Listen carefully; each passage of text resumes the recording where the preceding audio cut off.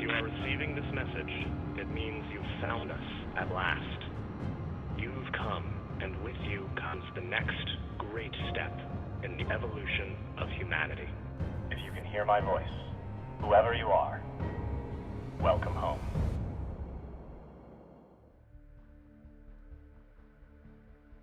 Hey everyone, I'm Darren Gladstone from Telltale, and this is Katy, Bentz, and we're taking you behind the belt for episode 3 of the Expanse at Telltale Series. This is your spoiler warning. If you have not played episode 3 of Expanse at Telltale Series, stop now, play that, then come back and watch this. So Katy, who are we talking with today? Today we are talking with John Zimmerman, who is the narrative director for the Expanse at Telltale Series. Could you give us a rundown on what narrative director means? We, on the story team, do many things because we are very fortunate to get to work at a place like Deck 9 that involves story with every element of the game. Starting from the concept phase, we help form the vision for what the story and the game experience will be. Then we work on the script, where everything from the art to the motion capture stems from.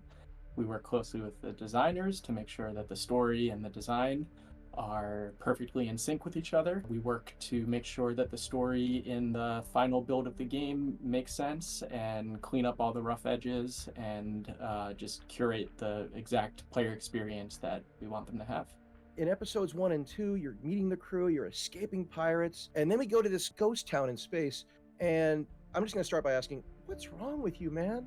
Like, there's some dark stuff in this episode. I don't know how much time we have, but a lot of layers to that question, much like the Cassiopeia station that we're going to be exploring here.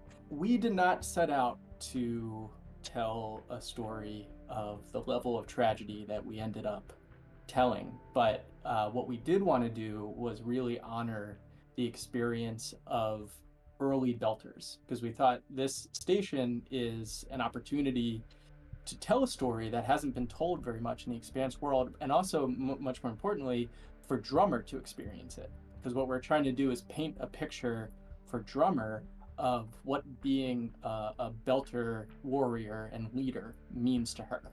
And we were really into this idea of let's go all the way back to the first people and what they went through and the ways in which they were failed and let down by their governments and othered by the people that they thought they could rely on. And when we went down that road and we started pulling, we started looking at historical precedents, we came to a dark place, but I think we came to an honest place, and hopefully we also showed idealism and collectivism in the face of tremendous hardship. And now I'm curious what some of the inspirations for designing out the station of the Cassiopeia Collective were. I know we talked a little bit about the dark sub-story of how things went down on the station, but I'm curious what inspired that direction, and how do you lay out the environment to convey that sense of loss? First and foremost, all the credit goes to our environment team. They're the ones that create the rich experience. We come up with concepts and crazy story ideas. They bring it to life. We wanted it to feel like an archaeological dig site, like an archaeological tell, where each layer takes you further back in time. And as you begin on the top layer, you're seeing things that you really can't understand yet. You're only seeing the most recent events that have occurred, and you get the sense of something creepy, tragic. You kind of maybe don't want to keep going, but you have to, because that's where the treasure lies. And as you get deeper, you're uncovering more and more details and piecing the puzzle together, and hopefully by the time you get to the bottom, the full picture presents itself. This sort of frozen in time element of it, I think we looked at Pompeii and those kinds of frozen in history sites. Also, our office after the pandemic, when we returned for the first time, and you would see whiteboards with writing on it that no one remembers what it meant, but it's my handwriting, so I have to have meant something by it. As a writer, the thing that gets me the most excited is that we're experiencing exactly what Drummer is experiencing, because both of us are ignorant to what happened here because they've been cut off from the civilized world. Their story hasn't been told.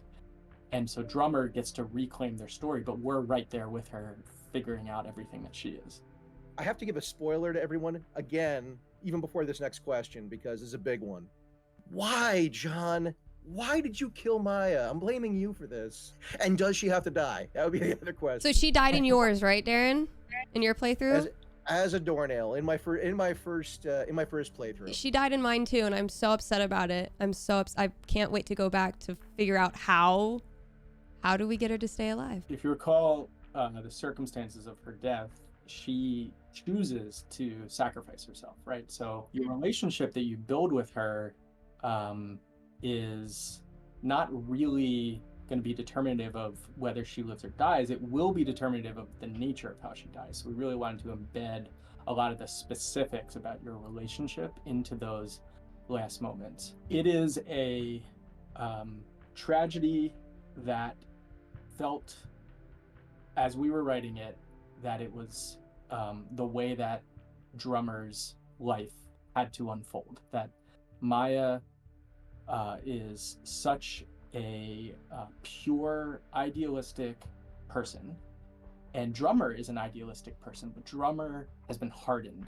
by a lot of conflict and tragedy. Maya could have been there and could have become a partner for Drummer, but the world that she lives in is too harsh, and the specifics of the Artemis and the backstabbing, mutinous elements on the Artemis, she's just a little bit too good and pure to really make it through that.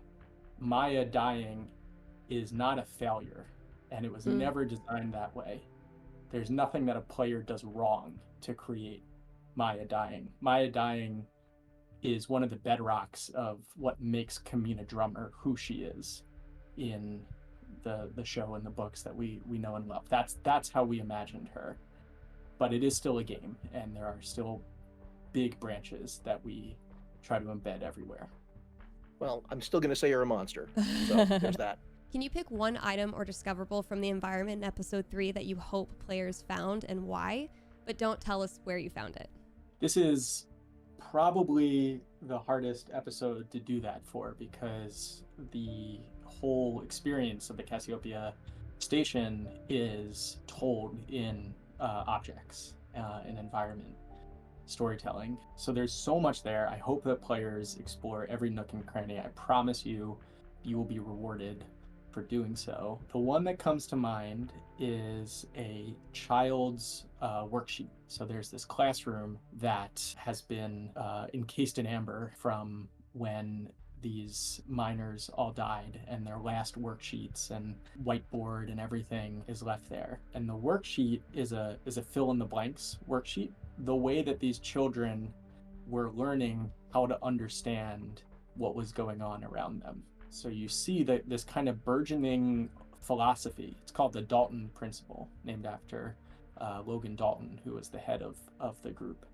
And he is understood to be this charismatic leader who was able to create this sense of possibility for these people who were all at the end of their lives and were just had nowhere to go and no one to talk to and were suffering tremendously. But he gave them hope. Whether you buy into the Dalton Principle and think there's any merit to it, or whether you think it's complete bullshit, doesn't really matter. What matters is how he gave hope to people that had none. And I think that's Drummer's takeaway. That's what she carries with her from her experience in the station. And hopefully players are able to feel that as well. It was one of the more emotional experiences I've ever had writing something, particularly the whiteboard, the collection of what the children want to be when they grow up. I think for all of us, it ended up hitting us so much harder than we ever imagined going into this story.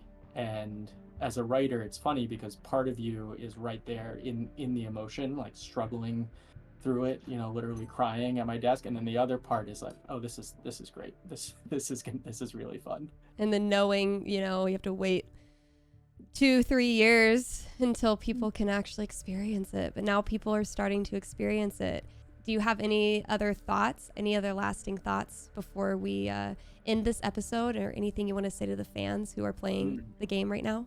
Episode 3 is a pivot point where we are beginning to break Drummer down and build her into the drummer that all of us know and love in the show. It's not always pretty.